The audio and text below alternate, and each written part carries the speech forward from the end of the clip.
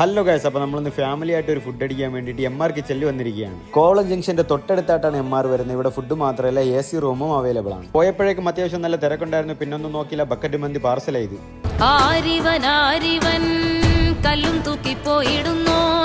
Parcel പൊട്ടിക്കാൻ പാടുപെടുന്ന എന്നെയാണ് നിങ്ങളിപ്പോൾ കാണുന്നത്. എന്തോരം കെട്ടുകളാണ് ഇവന്മാർ കെട്ടി വെച്ചിരിക്കുന്നത്, എന്തിനാന്തോ. ഒരു ചേലൻ ഇതൊക്കെ നിങ്ങൾ കാണും, മയോനസ് സോസ് എല്ലാം ഉണ്ട്.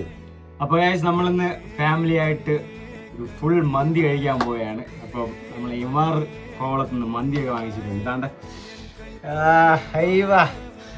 കണ്ട നിങ്ങളെ കൊതിപ്പിക്കണമെന്ന് എനിക്കൊരു ഉദ്ദേശവുമില്ല, എന്നിരുന്നാലും എടുക്കാതെ നിവർത്തിയില്ല. നല്ല മണം വരുന്നുണ്ട്. അപ്പോൾ ഗൈസ്, നമ്മൾ ചോറ് തട്ടാൻ പോയാണ്. ഇത് എല്ലാവരും വെയിറ്റ് ചെയ്തിരിക്കുകയാണ്. അപ്പോൾ ഇനി സമയം കിട്ടില്ല.